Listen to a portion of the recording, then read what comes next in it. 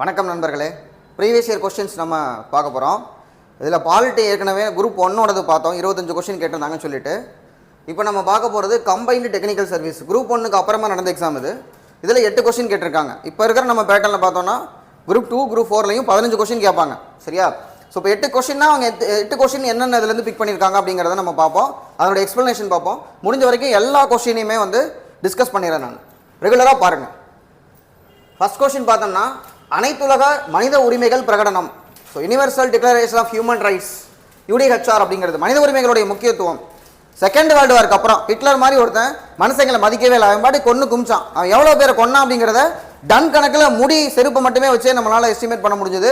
அந்தளவுக்கு ஒரு கொடூரமான கொலைகள் இரண்டாம் உலகப் போர். அப்போ அதுக்கப்புறம் தான் மனிதன் என்ன இவ்வளோதானா, மனிதனுக்கு உரிமையே இல்லையா அப்படின்னு சொல்லி தான் மனித உரிமை பிரகடனம் 1948 டிசம்பர் மாதம் 10ஆம் தேதி மனித உரிமை தினமாக நம்ம கொண்டாடுறோம்.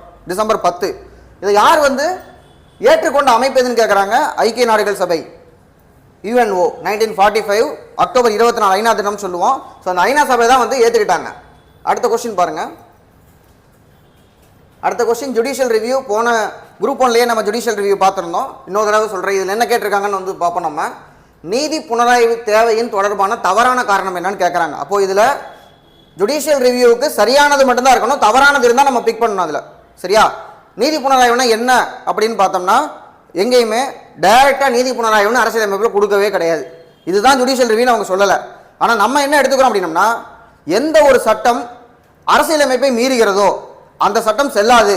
இப்போ இந்தியாவில் சட்டம் இயற்றக்கூடிய அதிகாரம் யார்கிட்ட கொடுத்துருக்காங்க? நானோ இல்லை நீங்களோ இல்லை யாராவது ஒருத்தரோ நம்ம ஒரு சட்டம் போட்டால் ஏற்றுக்குவாங்களா? கிடையாது.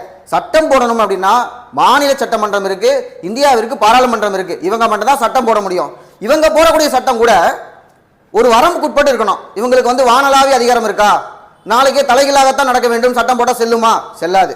அப்போ இந்த மாதிரியான சட்டம் ஒருவேளை இயற்றப்பட்டால், ஏதாவது விதிமீறல் இருந்து சட்டம் இயற்றப்பட்டால் அது செல்லாதுன்னு யார் சொல்ல முடியும்னா நீதிமன்றங்கள் சொல்ல முடியும். உயர் நீதிமன்றம், உச்ச நீதிமன்றம். இதுக்கு பேர் தான் நீதி புனராய்வு.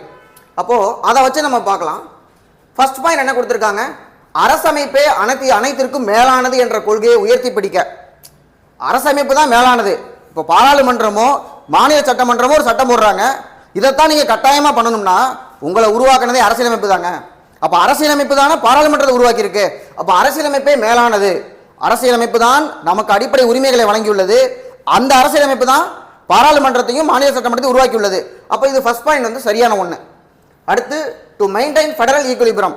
இந்தியாவில் ஒரு கூட்டாட்சி நாடு, ஏதோ அரைகுறை கூட்டாட்சி சொன்னால் கூட கூட்டாட்சி இருக்கு. மத்திய அரசு இருக்கு, இல்லை ஒன்றிய அரசுன்னு வச்சுக்கோ. ஒன்றிய அரசு இருக்கு, மாநில அரசு இருக்கு. ரெண்டு பேத்துக்கு இடையில சண்டை வந்துச்சுன்னா, இல்லை மத்திய அரசு மாநில அரசு மேலே ஏதாவது ஒன்று புகுத்தும் பொழுது, இல்லை மாநில அரசுக்கும் மத்திய அரசுக்கு ஏதாவது பிரச்சனை நான் தனியாக போறேன்னு சொல்லும்போது அந்த ஈக்குலிபிரம் கொடுக்கணும் அப்படின்னம்னா கோர்ட்டு தலையிடணும். அப்போ நீதி புலனாய்வு தேவைப்படுது. ரெண்டு பேத்துக்கு இடையில மத்திய அரசுக்கு மாநில சண்டைனா எங்கே போவோம்? கோர்ட்டில் தான் போய் நிற்போம் நம்ம. அப்போ ரெண்டாவதும் கரெக்டான ஒன்று தான். அடுத்தது பாருங்க, மூணாவது point, to protect the fundamental rights of the citizens. நம்மளுடைய உரிமைகள் சொல்லி பகுதி 3 தெளிவாக கொடுத்துட்டாங்க. 6 உரிமைகள் இருக்கு. இதுல எதையாவது மீறினா நான் கோர்ட்டுக்கு போவேன். ஆர்டிகல் 32 சொல்லுது, நேரடியாக உச்சநீதிமன்றத்தின் கதவை தட்டலாம். அதனால தான் டாக்டர் BR அம்பேத்கர் சொல்றாரு, அரசியலமைப்பினுடைய இதயமும் ஆன்மாவுமாக விளங்குவது ஆர்டிகல் 32ங்கிறார். 32 இதயம் இல்லைன்னா என்ன, உயிரே இல்லை இல்லையா? அதே மாதிரி தான் 32 இல்லைன்னா அரசியலமைப்பே கிடையாது. அப்போ அடிப்படை உரிமைகள் பாதுகாக்க நீதி புனராய்வு தேவை. எப்பொழுது உரிமை மீறப்படுகிறதோ அப்பொழுது நீதிமன்றங்கள் தலையிடலாம். உச்சநீதிமன்றம் ஆர்டிகல் 32, உயர்நீதிமன்றம் ஆர்டிகல் 226. இப்போ மூணுமே கரெக்டாக இருக்கு. ஏதாவது ஒன்று தப்பு இருக்கணும்ல கொஸ்டின்ல, இல்லாட்டி கொஸ்டின் செட் பண்ண முடியாதுல்ல. இப்போ 4வது ஒன்று தான் தப்பு. அது என்னன்னு பார்த்துரும். எப்படி தவறான ஒன்று வச்சிருக்காங்கன்னு பாருங்க. மக்களின் விருப்பமே அனைத்திற்கும் மேலானதாக. மக்களோட விருப்பமே எல்லாத்துக்கும் மேலானது எப்படி இருக்க முடியும்? மக்கள் ஒவ்வொருத்தரும் ஒன்று விரும்புவாங்க, அதை கொடுக்க முடியாது இல்லையா? அப்போ இது தவறான ஒன்று. அடுத்த கொஸ்டின் போகலாம். அடுத்தது ரொம்ப ரொம்ப எளிமையான கேள்வி. அரசியலமைப்பு நம்ம படிக்க ஆரம்பிச்சோம்னா எளிமையான ஆர்டிகல்னு சில ஆர்டிகல் இருக்கு, நமக்கு எப்போவுமே ஞாபகம் இருக்காது. அதில் ஒன்று தான் இந்த 250. நான் படிக்க ஆரம்பித்த காலத்துலையும் 250 280 அப்படின்னா ஒரு குழந்தை கேட்குற கேள்வி, இதவாப்பா கேட்குற அப்படின்னு சொல்லுவாங்க. ஆர்டிகல் 280 ஃபினான்ஸ் கமிஷன் அப்படிங்கிறது. எலெக்ஷன் கமிஷன் ஆஃப் இந்தியாவுக்கு 324 324லேருந்து 329 வரைக்கும் எலெக்ஷன் கமிஷனை பற்றி சொல்லக்கூடியது. நேஷனல் ஹியூமன் ரைட்ஸ் கமிஷன், அதுக்கு ஆர்டிகல் இருக்கா? கிடையாது. ஏன்னா 1993ஆம் ஆண்டு சட்டத்தின்படி உருவாக்கப்பட்டது தான் இந்த தேசிய மனித உரிமை ஆணையம். இது அரசியலமைப்பில் குறிப்பிடப்படவில்லை, சட்டத்தின் அடிப்படையில் ஏற்படுத்தப்பட்டது. இதே சிபிஐன்னு சொன்னீங்கன்னா அதுக்கு சட்டமும் கிடையாது, அரசியலமைப்புலையும் கிடையாது. அப்போ நான் ஸ்டாச்சுரி நான் கான்ஸ்டியூஷன் பாடிஸ் சொல்லுவாங்க. 4வது இருக்கக்கூடியது நிர்வாக சீர்திருத்த ஆணையம். அதுவும் நம்மளா பார்த்து ஏற்படுத்திக்கிறது தான் நிர்வாக சீர்திருத்த ஆணையம் அப்படிங்கிறது. ஃபர்ஸ்ட் ஏஆர்சி மொரார்ஜி தேசாய் தலைமையில் 1966லையும், ரெண்டாவது வந்து 2005ல் வீரப்ப மொய்லி தலைமையிலும் இரண்டாவது நிர்வாக சீர்திருத்த ஆணையம் அமைக்கப்பட்டது. அடுத்து பாருங்க, அடுத்து which of the following statement are correct regarding cantonment போர்டுன்னு கேட்குறாங்க. இந்த கண்டான்மெண்ட் போர்டு 2-3 தடவை கேள்வி கேட்டாங்க. லக்ஷ்மி அந்த புக்கில் கூட ஒரு பேஜ் இருக்கும், அழகாக வந்து பாயிண்ட் கொடுத்துருப்பாங்க. அதை அப்படியே எடுத்து கட் பண்ணி பேஸ்ட் பண்ணிட்டாங்க. இந்த இடத்துல கொஸ்டின் செட் பண்ணும்போது கொஞ்சம் லைட்டாக ட்விஸ்ட் பண்ணியிருக்காங்க. இவங்க என்ன கேட்குறாங்க, சரியானது எதுன்னு கேட்குறாங்க. முதல் ஒன்று பாருங்க, this system of municipal administration is a British legacy. இந்த வகை நகர்ப்புற நிர்வாகம் நம் நாட்டை ஆண்ட ஆங்கிலேயர் ஆட்சி தாங்க. என்னதான் உள்ளாட்சி அரசு நாங்கள் சோழர் காலத்தில் உத்தரமேரூர் கல்வெட்டுத்தில் குடவோலையெல்லாம் இருந்தால் கூட நகராட்சி நிர்வாகம் இப்போ நம்ம ஃபாலோ பண்ணுறது பிரிட்டிஷனுடைய லீகசி. அவங்கள்ட்ட இருந்தால் நம்ம எடுத்துருக்கிறோம். ரிப்பன் பிரபு அப்படிங்கிறவர் லோக்கல் பாடியில் வந்து உள்ளாட்சியின் தந்தைன்னு சொல்லி நம்ம வந்து சொல்லுவோம். ரிப்பன் மாளிகை சென்னை மாநகராட்சியினுடைய அலுவலகம் வந்து ரிப்பன் மாளிகையில் தான் எங்கிட்டு இருக்கு. 1913ஆம் ஆண்டு கட்டப்பட்டது. ஸோ முதல் ஒன்று சரியான ஒன்று. அடுத்து ரெண்டாவது, it consist of elected members only. இந்த ஒன்லின்னு போட்டால் நம்ம யோசிக்கணும். சரியா மட்டுமே சொன்னால் அப்போ ஏதோ உள்ள வச்சு பொடி வச்சிருக்காங்கன்னு அர்த்தம். இதில் தேர்ந்தெடுக்கப்பட்டவர்கள் மட்டுமே உறுப்பினர். எப்படி தேர்ந்தெடுக்கப்பட்டவங்க மட்டும் இருப்பாங்க? கொஞ்சம் பேர் தேர்ந்தெடுக்கப்பட்டவர்கள், பார்ட்லி எலெக்டட் பார்ட்லி நாமினேட்டட், கொஞ்சம் பேர் நியமிக்கப்பட்டவர்கள். அப்போ ரெண்டாவது தப்பான ஒன்று. மூணாவது பாருங்க, த மினிஸ்ட்ரி ஆஃப் டிஃபென்ஸ். இது கண்டான்மெண்ட் போர்டு அப்படின்னம்னா ராணுவத்துக்காக எந்த இடத்துல நம்ம ராணுவம் வச்சிருக்கோமோ அந்த இடத்துல அவங்க ஃபேமிலியெல்லாம் இருப்பாங்க. அப்போ அந்த ராணுவமே அதை நிர்வாகம் பண்ணணும் அப்படிங்கிறதுக்காக சாதாரண கார்பரேஷனுடைய சட்டம் அதுக்குள்ள பொருந்தாது. அப்போ அந்த இடத்துல என்னன்னா யாருடைய கண்ட்ரோலில் வரும் ராணுவம், மிலிட்டரி வந்து டிஃபென்ஸ் கண்ட்ரோலில் வரும். அங்கே போய் நம்ம ஸ்டேட் கவர்மெண்ட்டுடைய கார்பரேஷன் கண்ட்ரோலை எடுத்துக்க முடியாது. அப்போ டைரக்டாக டிஃபென்ஸ் தான் கண்ட்ரோல் பண்ணுவாங்க.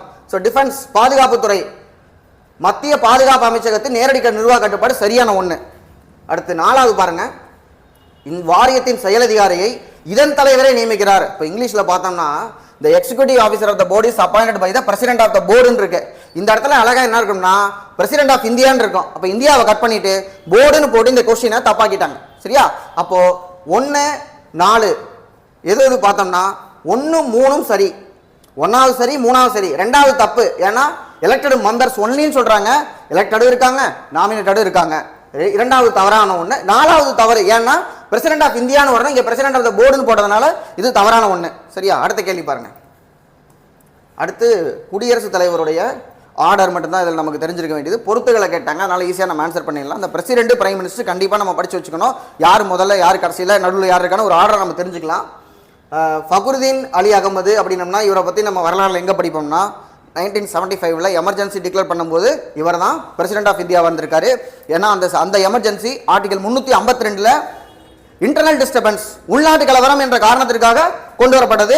அது வரலாற்றினுடைய கருப்பு பக்கம், இந்தியாவுடைய ஜனநாயகத்தில் கருப்பு பக்கமாக கருதப்படுகிறது. இவருடைய காலத்தில் தான் வந்துச்சு.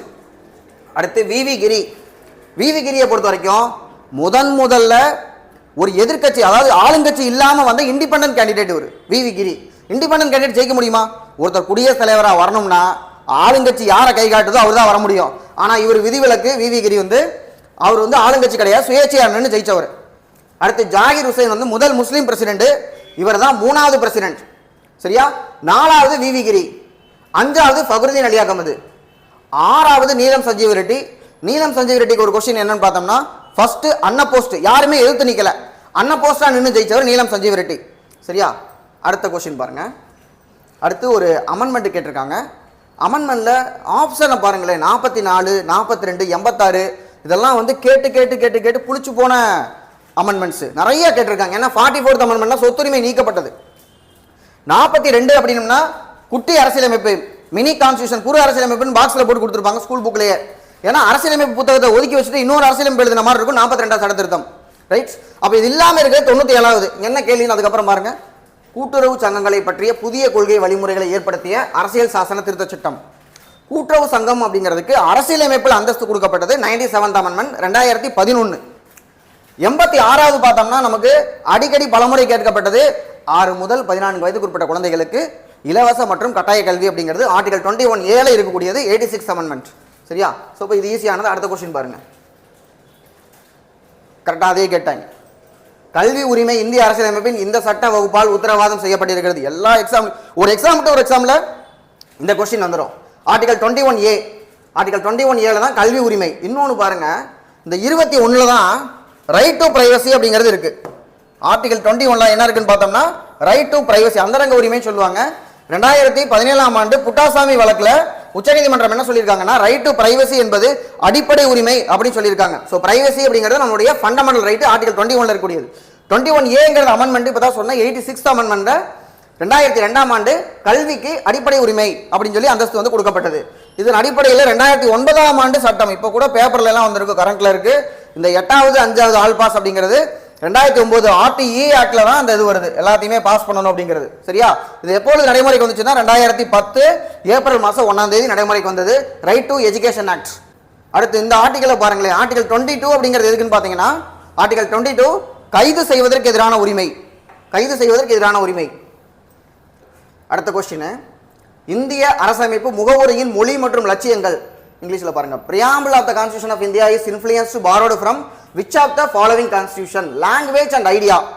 முகப்புரை என்பது, முகப்புரை வந்து ரொம்ப ரொம்ப சிம்பிள், ஒரு பக்கத்துல தான் இருக்கு. முகப்புரை பத்தி படிச்சீங்கன்னா நான் ஒரு கேள்வி கேட்டுருவாங்க, இது என்னடா கேட்க முடியும்னு பாப்பா, அதுல இருந்து கொஸ்டின் வந்துடும்.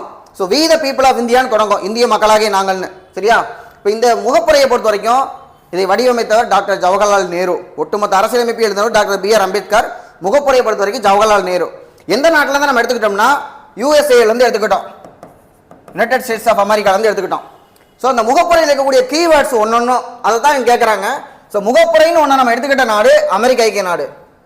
பிரான்ஸ்ல இருந்து பார்த்தோம்னா சுதந்திரம், சகோதரத்துவம், சமத்துவம் அப்படிங்கிறதெல்லாம் பிரான்ஸ்ல இருந்து எடுத்துக்கிட்டோம். லிபர்ட்டி, ஈக்குவாலிட்டி, ஃப்ரெட்டர்னிட்டி இதெல்லாம் எடுத்துக்கிட்டோம். பாக்ஸ்லயே போட்டு ஸ்கூல் புக்ல கட்டம் கட்டியிருப்பாங்க. பிரான்ஸ்ல பிரெஞ்சு புரட்சி நடந்த போது வானலாவ அந்த முழக்கங்கள் வந்து கொடுக்கப்பட்டது, அதுல இருந்து வந்து எடுத்துக்கிட்டாங்க. அடுத்து USSR பார்த்தோம்னா நமக்கு அடிப்படை கடமைகள் எடுத்துக்கிட்டோம்.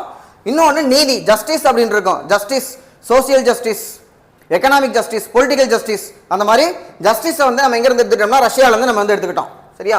அப்போ இதுல மூணுமே வரக்கூடியது, 1 2 3 3 கண்ட்ரில இருந்துமே பிரியாம்பிளுக்குள்ள கீவேர்ட்ஸ் இருக்கு. ஸோ இதோட இந்த எக்ஸாமோட கொஸ்டின்ஸ் முடிஞ்சிருச்சு. அடுத்து இன்னொன்று வந்து அடுத்த வீடியோவில் பார்ப்போம். தேங்க்யூ.